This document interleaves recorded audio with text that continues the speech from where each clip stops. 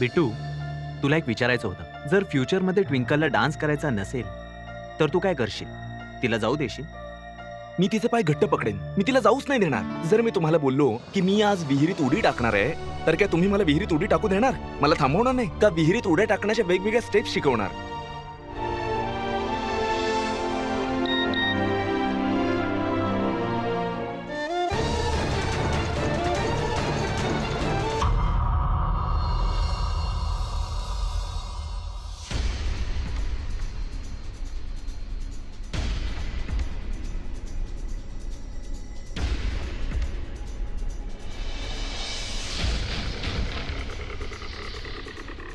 आत्ता तर आवाज येत होता इकडे, अचानक कसा गायब झाला? मला वाटतं माझं डोकं कामातून गेलंय आता. भास झाला बहुतेक.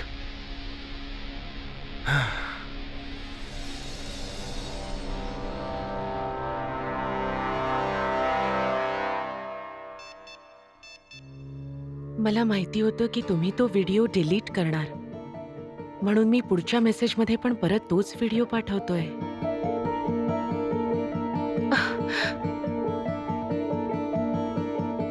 या आकर्षला माझ्याकडून शेवटी काय हवंय? का सारखा परत त्रास देतोय मला?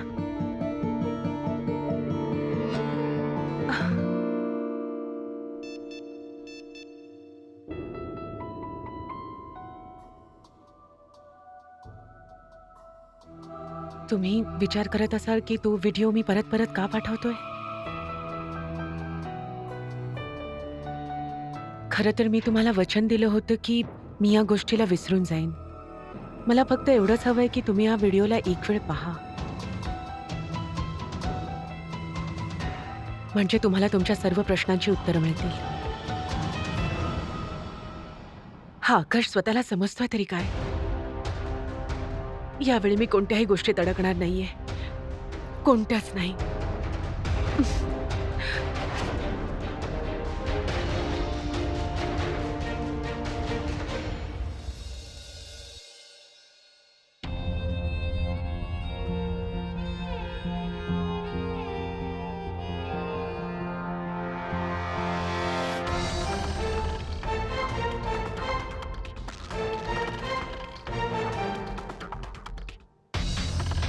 आता तुम्ही कितीही टाळायचा प्रयत्न करा रोशनी,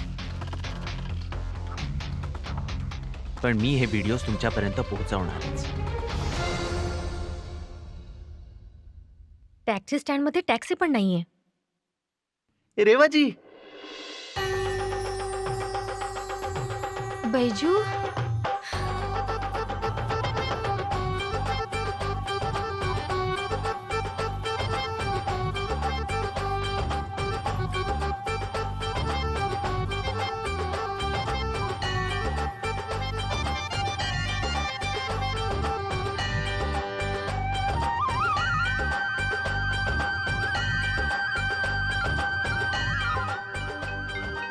रेवाजी, तुम्ही मला असं सोडून नाही जाऊ शकत. तुम्ही एकदा पण विचार नाही केलात की तुम्ही गेल्यानंतर माझं काय होईल? मी कोणत्या अधिकाराने इथे थांबू? हा कठोर समाज, ही जुलमी दुनिया एका कुमारी मुलीला एका परक्या मुलाच्या घरी नाही राहू देणार. म्हणून मला जावंच लागेल बैजू.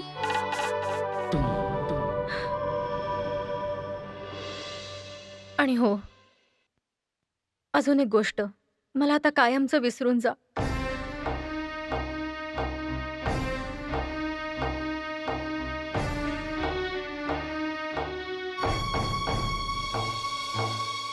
एक मिनिट रेवाजी, तुम्ही माझं खरं प्रेम आहात. मी तुम्हाला माझ्यापासून दूर नाही जाऊ देणार. हे समाजाचे नियम कायदे मी नाही मानत.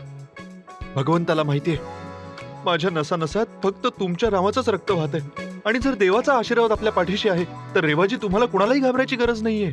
मी तुझ्या भावना समजू शकते बैजू, पण राहायचं तर याच समाजात आहे ना, आणि याच समाजाच्या नियमांच्या आधारे राहावं लागेल. ठीक आहे रेवाजी, जर असंच असेल तर मी आपल्या नात्याला एक नाव द्यायला तयार आहे.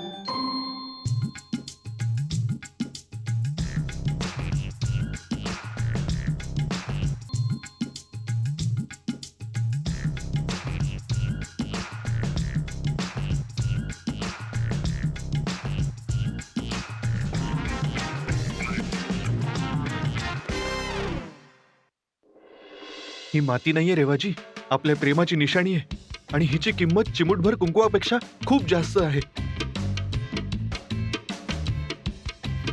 आणि आता ही तुमच्या कपाळाची आणखीनच शोभा वाढवेल.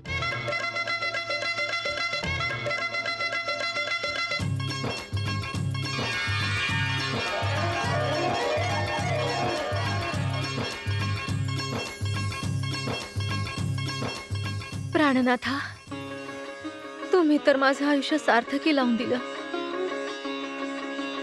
नाही Revaji,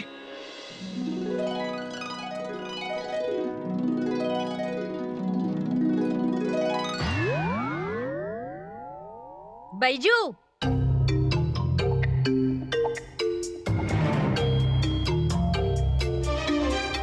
Byju's, what the hell is going on? ही तीच माती कपाळावर. ओ जस्ट शट अप आणि दूर उभा राहा माझ्यापासून. कुठे येऊन फसले मी. सगळेच्या सगळेच वेडेत. आणि हा आकाश माहित नाही कुठे राहिलाय ते. याच्यामुळे फ्लाईट मिस होईल. काउंटर. रेवाजी, तुम्ही असं नाही जाऊ शकत. रेवाजी, माझं मन दुखावून तुम्ही नाही जाऊ शकत.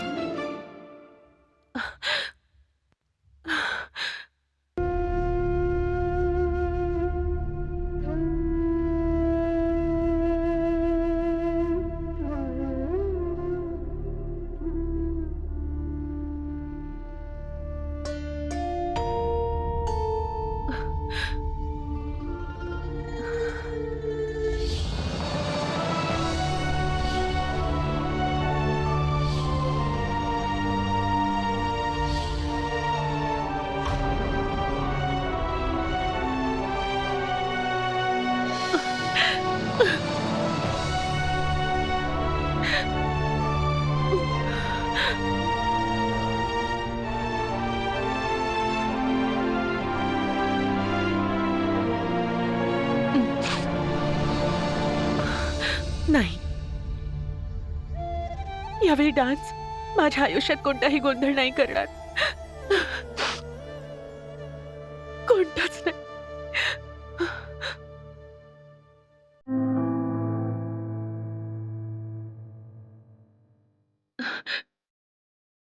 मी नीलसाठी नक्कीच तयार होईन, त्याच्या सुखासाठी.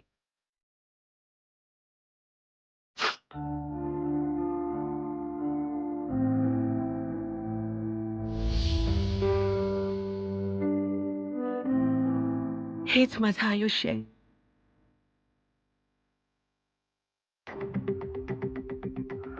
कम ऑन आकर्ष, काय सांगू मी. रोशनीला कशी खात्री देऊ, तिला कसं समजावू की डान्समध्ये वाईट काहीही नाहीये. तिला डान्समुळे घाबरायची काही गरज नाहीये.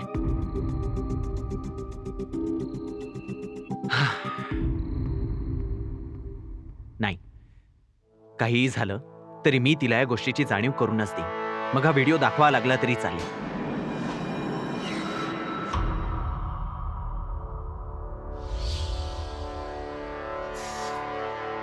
काम डाऊन आकर्ष. हा व्हिडिओ दाखवून मी सगळ्यांना नाराज नाही करू शकत, पण रोशनी,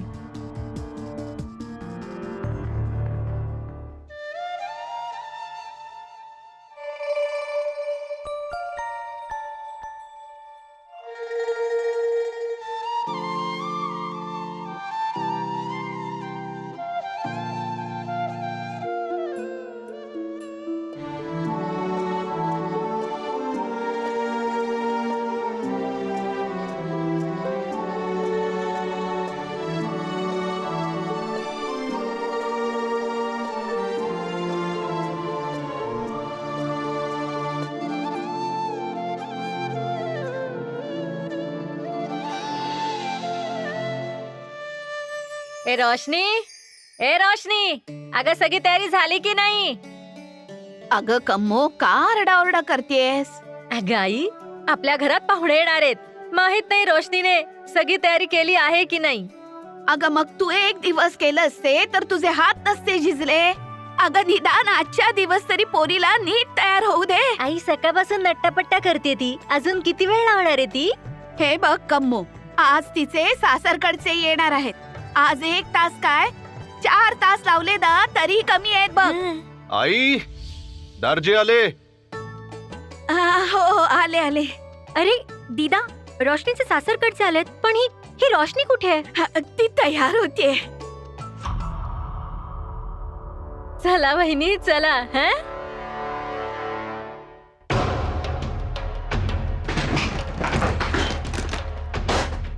तू इतका गैरजबाबदार कसा वागू शकतोस? आपलं 9 वाजता फ्लाईट होतं. मी 4 वाजल्यापासून टॅक्सी स्टँडवर तुझी वाट पाहत बसले होते आणि तुला पहा, तू इकडे आरामात बसलायस. जर तुला जायचं नव्हतं तर मला बोलायचं तरी होतं. एक मिनिट. जर तुला जायचं होतं तर तू गेली का नाहीस? कोणी तुला थांबवलं? कोणीही नाही. आणि जर मी नाही आलो तर तू जाऊ शकत होतीस ना. तिकीट्स होती, एअरपोर्ट पर्यंत जायला पैसे होते, मग का नाही गेलीस? जर तुला जायचं नव्हतं तर ते माझ्यावर ढकलू नकोस. हा माझा प्रॉब्लेम नाही, तुझा प्रॉब्लेम आहे. Reva, for God sake stop blaming मी.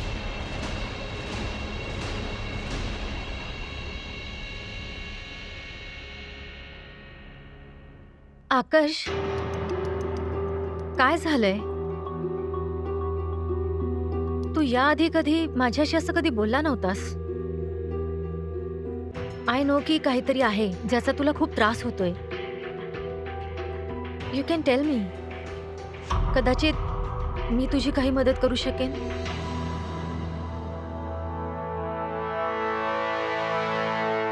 या दारजी.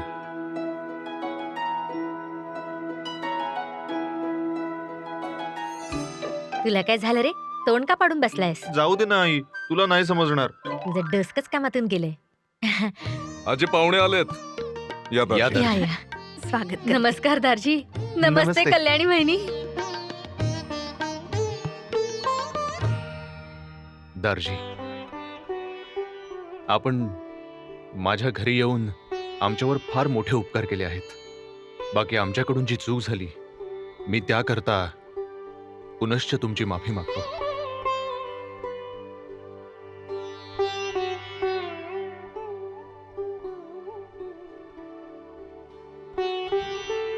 ओम भाऊ, आमच्याकडून जी चूक झाली त्यासाठी मी तुमचीही माफी मागतो. नाही सुरेंदर, तू माफी नको मागूस. सर्वांना माहितीये की जे काही झालं ते गंगीने केलं होतं. साडी, झुमके तिनेच चोरले होते. तू कशाला माफी मागतोयस?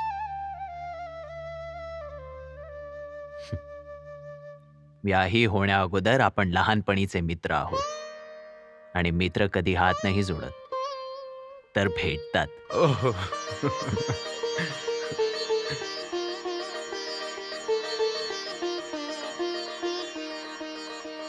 ओ गॉड, हा 1980चा मेलो ड्रामा कधी संपेल? कल्याणी वहिनी,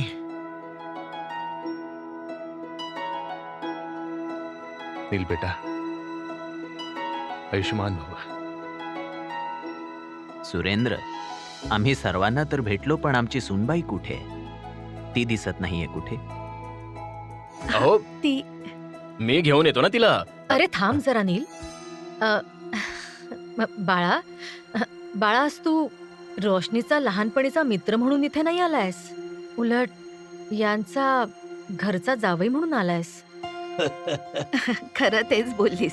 जा बेटा, रोशनीला घेऊन ये. दीदा, मला जायची तर गरजच नाहीये. आली आपली रोशनी.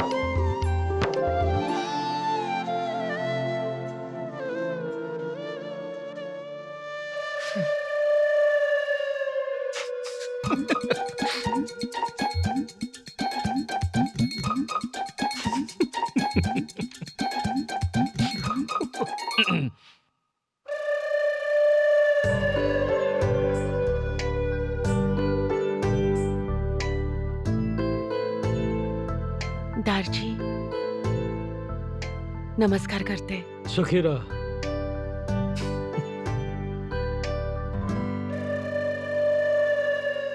काकी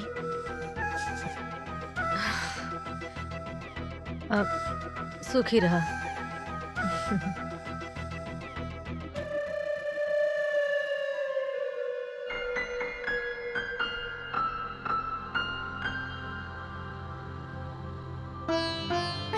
सुखी राहा. आशीर्वाद असू द्या. एक मिनिट. मी अमरनाथ यात्रेहून तुझ्यासाठी काही घेऊन आलोय.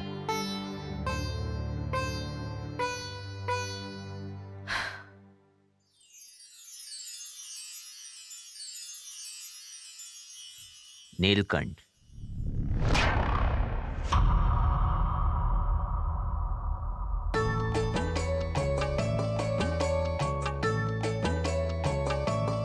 जेव्हा मी ही पिंड पाहिली तेव्हा सर्वात पहिला तुझाच विचार आला. हा तर आमच्या रोशनीचा नील आहे.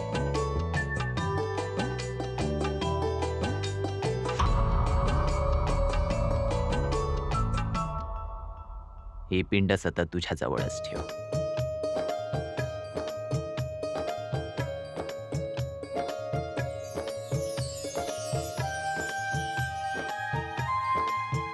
रोशनीचा नील. देवालाच माहिती काय जादू केली हिने सगळ्यांवर. सर्व गप्पा इथेच मारणार का? पूजा पण करायची ना. चला. हा या हो, दारजी. चला चला. या. चल बाबा चल.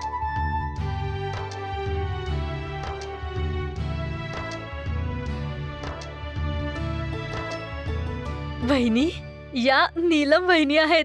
मुंबईहून आल्या आहेत. मुंबईहून. हा.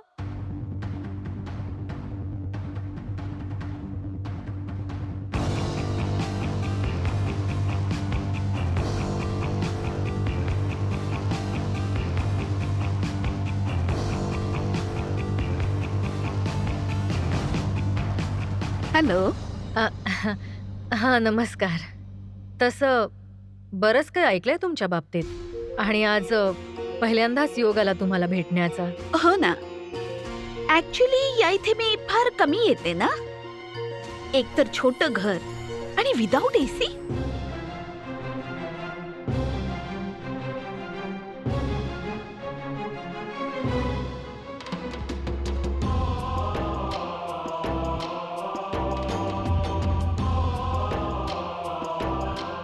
कद्दू कुमारी, ही तुझी आयडिया आहे का?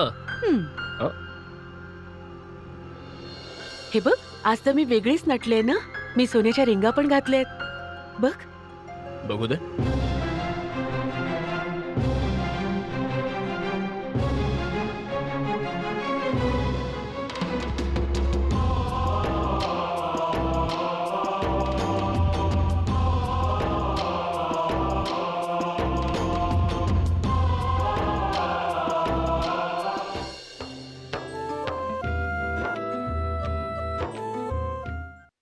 कद्दू कुमारी,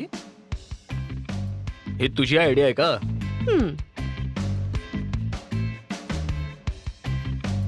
तुला दुसरं कोणी दिसलं इथे का?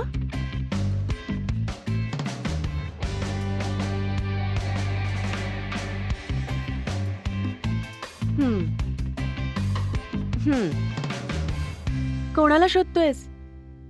मी ना माझ्या कद्दू कुमारीला शोधतोय. तू तिला पाहिलंस का कुठे? तू तर नक्की ती नाहीयेस, कारण माझी जी कद्दू कुमारी आहे ना ती तर नियमांचं पालन करणारी आहे. असं काम ती नाही करू शकत. का? तू मस्ती करू शकतोस आणि मी केली तर त्रास आहे का? नील, मला एक सांग, तू बाहेर हसत का होतास? तू पाहिलंस ना सर्वजण मला कसे पाहत होते ते. मी किती घाबरले होते. हे बघ नी, आता थट्टा करायची बंद कर हा, नाही तर तुझ्या आजूबाजूला पण फिरकणार नाही. थांब थांब थांब. आता तू पूजेच्या दिवशी अशी तयार होऊन येशील तर लोक तुला हसतीलच ना. तू उगाचच माझ्या हसण्याला दोष देतेस. काय काय खराब आहे या कपड्यांमध्ये? तुला माहितीये, रोज मी 10 मिनिटात तयार होते. आज मी अर्धा तास लावला, अर्धा तास तयार व्हायला. म्हणजे अर्धा तास लावून सुद्धा तू अशी तयार झालीयस. असं काय वेगळं केलंस तू आज? हे बघ, आज ना मी वेगळीच नटलीये. मी सोन्याच्या रिंगा पण घातल्यात. बघ. बघू दे.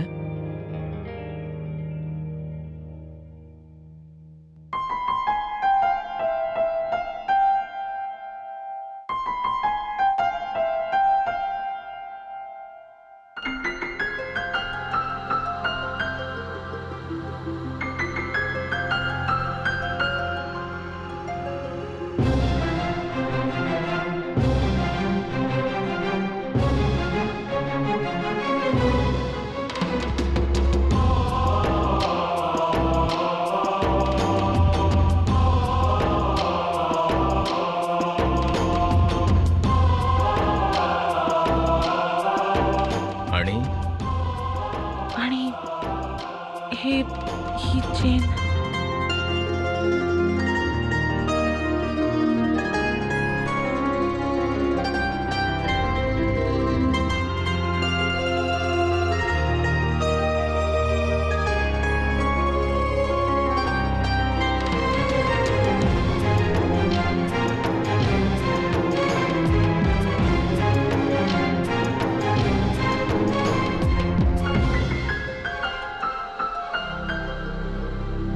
आणि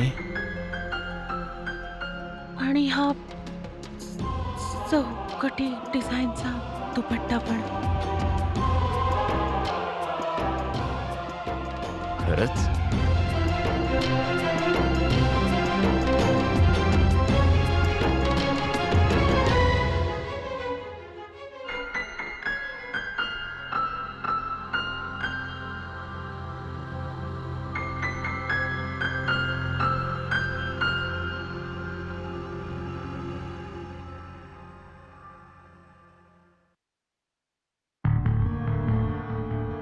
वहिनी चला ना आतमध्ये जाऊन बोलूया आपण. बरं, तसं कधी मुंबईला येणं झालं तर मला नक्कीच अगोदर सांगा. तेव्हा तुम्हाला कल्पना येईल की मुंबईवाले आपल्या पाहुण्यांचं स्वागत कसं करतात ते. तसं आम्ही मुंबईला येण्याचा बऱ्याच वेळ विचार केलाय, पण हा विचार करून थांबलो की चौधरींचा मान नखरे मुंबईवाल्यांना परवडणार नाही. वहिनी, तुम्हाला पाहून असं वाटतच नाही की तुम्ही इतक्या भारी नखऱ्याच्या आहात ते. नाहीतर आपल्या एकुलत्या एक मुलाला अशी मुलगी पसंत केली नसती.